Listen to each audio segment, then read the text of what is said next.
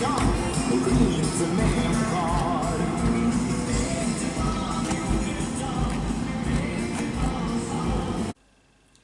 Hello and welcome to Countryside Knitting. My name is Merete and this time I have an episode from my parents' flat. So today it's only me and it is from a different part of Norway than I usually where I live. So right now I am in Janne, and that is Telemark, the old name of the country. There are new names, but I prefer Telemark. It's about 2 hours in a car from Oslo. I made an episode in Norwegian together with a friend of mine, and she didn't really want to speak English, so that is why I make my own version, and that is not exactly the same, of course, because she had a lot of things that she showed. So if you want to, you can watch the Norwegian episode and have a look what she had made. And the travel log is the same, but my talking here is only what I have to show. I have not very much to show because I am now on a vacation and I didn't bring all of my things. But I have something to show you that you haven't seen before. I also want to say that when you have come so far into the episode, you have been to some of the places that I have recorded because I wanted to give you a kind of a travel log. Last year I made some rather similar recordings, but I hope that you enjoyed this this year as well. I love going to museums, and if I hadn't become a teacher, I think maybe I would have preferred to work in a kind of museums or with a kind of I don't know, with something with tourism maybe, or I like both history, old things. I like to meet people and to give knowledge to others. So but then I can do this in this channel. So if you are interested in Norwegian traditional arts or maybe crafts, I mean, and you can even look around me here, I have something from Telemark. I want to say something about this in this episode, and you can watch, of course. When I record what I prefer, and you could travel in my area and have a totally different experience. This is what I like, and some of the things that we have in my region is not so common in the region that I live. So that is why when I come home I just have to spend a lot of time in the area, especially in the mid of Telemark and in the west of Telemark. But first of all I want to show you what I am working on. I don't wear anything knitted because it's summer, and this is in the south. It is not cold. When I went on this trip, I took with me one thing that I cannot show you yet, but I will show you when I meet Yvonne in Kaffebrenneriet, and she doesn't really like to speak English, but I want to make something from Kaffebrenneriet in English because she has started to dye yarn, and I have made 2 shawls with her hand-dyed yarn, and I cannot show you yet.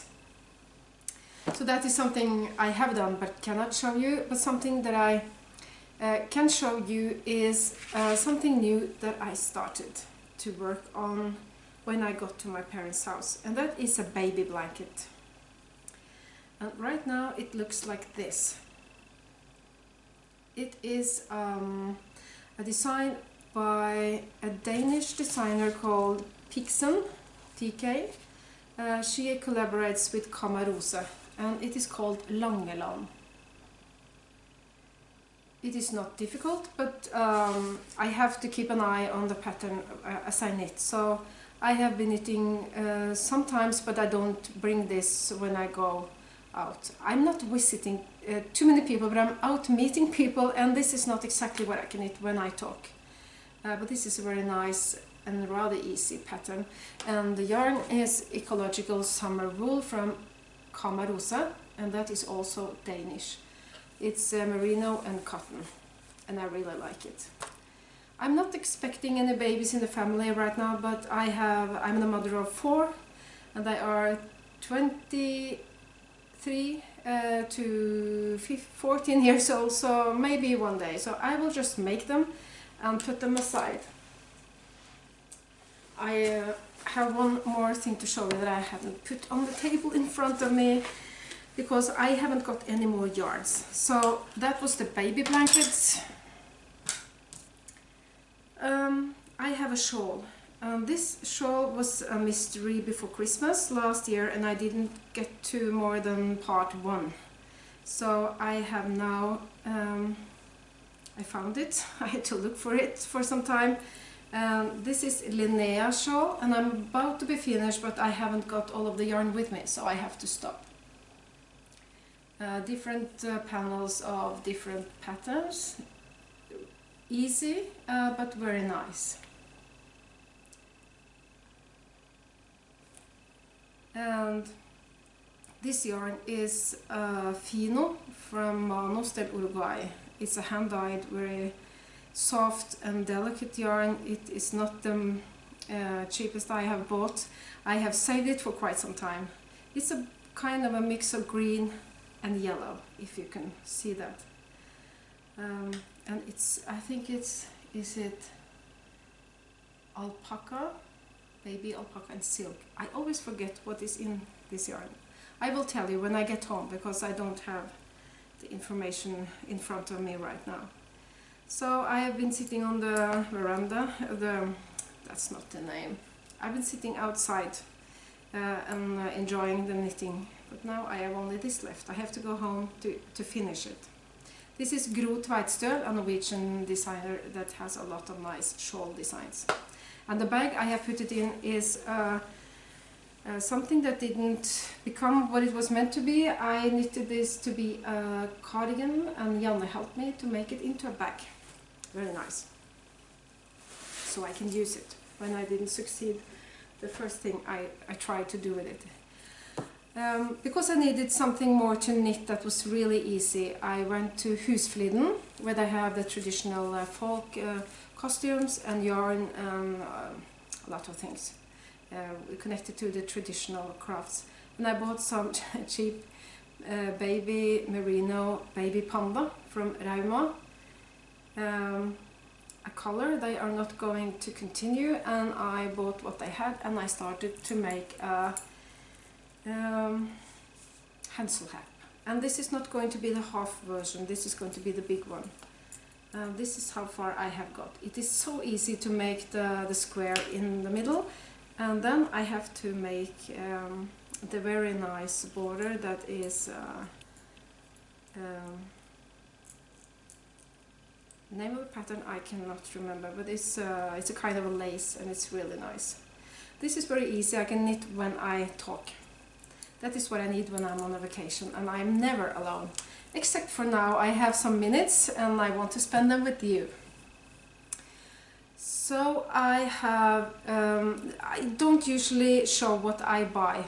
I prefer to show the yarn when I start working with it, but I make an exception now. And when I came to Norsk Husfliden in Skien, I was really surprised, because what I found there was a hand-dyed yarn by Værbit, and she's one of the first, I think, Norwegian hand dyers who made it into her full-time job. And she's really clever, and I have been to a workshop with her. And this is the color I decided to choose. There were a lot of nice colors, but I wanted to have something, it's a bit like autumn, and a little bit pink and purple, and the colors that I like. It is called Nutting, and that is from a Pixar movie, I was told. I didn't know that. And I wanted to combine it. Oh, this is Ask from Hillesvåg. It's 100% Norwegian wool, and I want to make something stripy with it and hold it together with Ask from the mill. So these two I think will be very nice together. I think I have decided what to make of it, but I'll wait and see what I decide. I went to a mill, a very small mill in Norway called Telespinn. I have to go almost 2 hours actually from my place, and then I come to Svartdal, that is outside of Seljord. And you will see I have recording from it, so after the part where I talk you can come with me and look what it is, what kind of yarn they have. But I want to show you some of the things that I got with me. They have different kind of yarns, but everything is mohair, and they have mohair goats. So this is a mill that is in a farm. I have been there before, I made an episode, but that is only in Norwegian, and I made something last year. And I have made at least 3 cardigans with the yarn. I have made a hat and some shawls. This is the sport yarn. It is called Pan. I hope you can see the color. It's blueberry. The name is Blueberry. Maybe I will just have to zoom a little bit on the camera. Just one moment. It's a little bit difficult when I make recording in other rooms that I usually do. Sometimes everything is not perfect, which it never is. But that was Pan.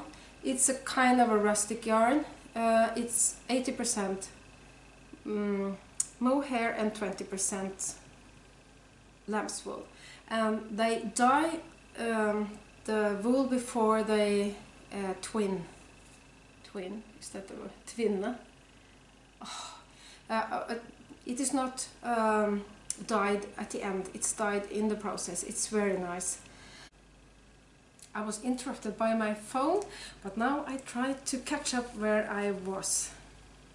When it comes to different kinds of fiber, I think that what I prefer to knit with is wool. It stays in place. But what I really like to wear is not only wool, it's also merino that you can watch. It is slick, strong and very shiny, but doesn't have the same hold to it. And if you compare it to, and now I haven't tied in too much because, yeah. So if you compare these two, this is perfect for shawls. This can also be a wonderful shawl, but this is wonderful, soft and smooth, and I want to have this close to my skin. This is Idun from Telespin. It is something that I had in the mill, that when I was there they came from the mill into the shop. It's the same building, and said to the owner that I was talking to, look at this, this is what it looks like now. This is baby mohair and silk, 25 grams and 160 meters. So I got 3 of these and I will dye them and make them into a shawl, I think. I also got some, well, I started with this Pan. This is a sports weight. This is a two ply, and I bought, this is a new color. This is Symre, a dialect word for butterfly, and this is also Symre. And this is Symre. This is something that was not, it was a kind of a second, what's it, not the best yarn. It has some, it is a bit uneven, so I got it cheap. I take them home and I will see, maybe there will be a new cardigan, I don't know. But Telespin is a wonderful mill I prefer to visit. It is not the most cheap yarn because it is locally produced and it is not a large scale, but it is amazing. And I also got a pattern for sock, Toril's flettesock. That would be braids, sock with braid. And I will talk more about Telespin because I knit with it rather often. Oh, I forgot to mention this one. This is Kid Mohair, and it is a blend of red and purple, and I absolutely love it. This is called Mari, that's the female name. When I am in Telemark, I feel like the traditions are everywhere around me, much more strong than in the part where I live, in Nordmøre. So where I sit now in my parents' flat, I have the rose painting everywhere around me, and I went to Husfliden to have my national costume fixed a little bit because during the COVID times something had happened to it, or maybe something had happened to me. I couldn't get it on, so I have to make it a little bit wider. And I feel Husfliden, I have made a recording. I guess you have already been there in the start, in the beginning of this episode. I feel like when I go to Telemark, everywhere I am, because I prefer museums and cultural places, there is a lot of this national, how can I say it, the cultural heritage, I had some keywords written down, is stronger. And because I teach Norwegian, I teach fairy tales and the folk traditions, what people believed in from the Catholic times, from before, from the Norse time, and I feel I really want to connect to that part of the history and how the symbols still are. They are not really alive everywhere, but they are in Telemark at least much more alive than many other places I know, and I don't know every place. But I really like to read about our traditions and I want to learn more. So because I teach history and like the literature and the theory, I would like to know more about how to do the old techniques. And I was so lucky. A woman, Marit Tunstuen, that watches our channel, she told me that she had some books she wanted to give to me. So she actually came. She doesn't live very far away, but she came to Skien to give me some books, and I want to show you what I was given. I haven't read a lot of in them, but this is a book I have been looking through when it was new. It is from 2006, and it's about what you wear on your hands when you have the national costumes. And it is from whole Norway, all of the old counties. We now have a different way of dividing the country, but this has something from the whole country, and a lot from Telemark. There are gloves, mittens, mitts, only the cuffs, with pearls, with embroidery. It's knitted, it's the Sami, it's everything. And this is a fantastic book, so thank you, Marit. Maybe she doesn't watch the English episode. I haven't spoken about this in Norwegian because I haven't had, I hadn't got them when I made the Norwegian. Here you can see some nice photos. Maybe you don't see the gloves very, or mittens very well, but I will have to watch a little bit through it, and I will tell you more if you want to know more about it. I have a lot to learn, and I want to learn.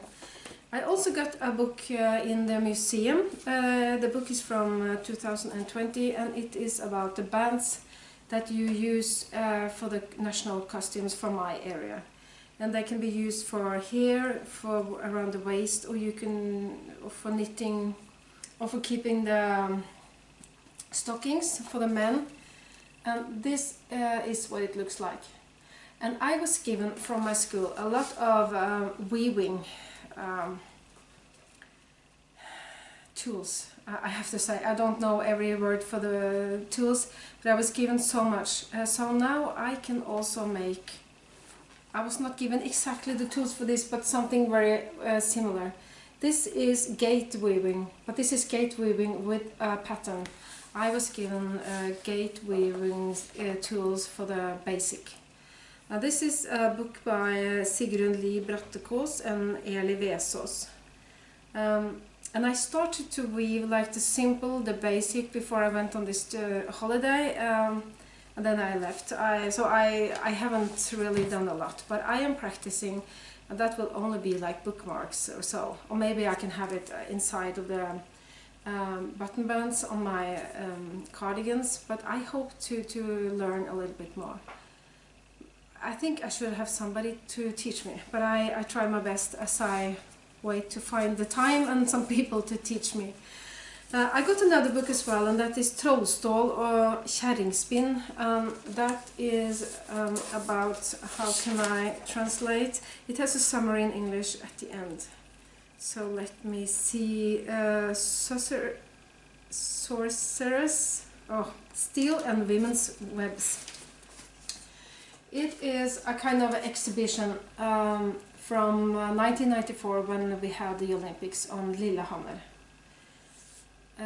It is mainly about how to make knives, about weaving and the knitting traditions. I have read a little bit in this book and I want to read more. There are a lot of nice photos. Like you can see, like here. It's too early for me to talk a lot about this, but I would like to make more traditional content to this channel if you want to watch it. This is not a place for fashion, or it's the 1850 fashion I really like. And in this book it tells us about the craftsmen and women in Norway, how they borrowed from European tradition and styles, and I guess it was fashion in the beginning, and they transformed it and adapted and made it into their own, so now we call it Norwegian. And it is a very strong part of our identity. I really like to see how they worked, and I would like to know how to make all these things. And when I have traveled in Telemark, especially more deeper into the Telemark, you get it. This tradition is really strong. So when I'm finished speaking it to you here, you will see fiddle, the girls dancing were the same girls that I bought the lunch from. So when I have been here in Telemark, I have tried to be a lot on museums. And I guess when I have that kind of focus, I can see things like this all around me. I am surrounded by it right now, and it is kind of my roots, and I really want to explore them a little bit more, and I would like to have it more practical. So I don't only want to know the fairy tales and the history, I would like to know how they made all these things. So that is something I really work to. When my children, the sun comes and goes. When my children are growing and they are more like adults and have their own lives, I can have the time for myself and I can do more of this. And I would like to share it with you if you want to watch and see what I make. I think this was it for today. I had to make this last part twice because I made a first take that was something went wrong. I don't know why. But now I have family all around me, and somebody is soon coming here and I have to hurry to meet them, and then when I go back to Nordmøre I will have more time to let all these impressions sink in. I hope that you enjoy this episode with only me sitting here, and then there will be a more normal episode when I get back, and I will have even more of my travel log to share with you when I have finished my travel, which I haven't yet. So I hope that you have a good time. Summer is not my favorite time of year, but I really like to be here, and that is mainly in the summers. But I like to think the autumn is soon coming, is like the Christmas. I like to think of in the summer, so I look forward to I gather my energy, and then I will work my way through the autumn and the winter. If you want to join us on Patreon, there are now I think 13, 14 or something bonus extra. Also, you will have some extra content in between the episodes. So thank you for those of you who are patrons, and if you want to become a patron, that will be fantastic in this COVID year for Hansgard. We also have the coffee where you can give us like a cup of coffee, symbolic, just as a one time. please comment below. That is always very nice. And give us a your thumbs up, and please subscribe. That is always nice. I look forward to continue my holiday or vacation. And I look forward to seeing you on the other side of the summer, or the other side of my trip home. Oh, I'm sorry. Ooh, I have to relax a little bit now, I think. But please come with me to the heart of Telemark. That is what you are now going to watch, the last episode, the last minutes of this episode. Bye bye.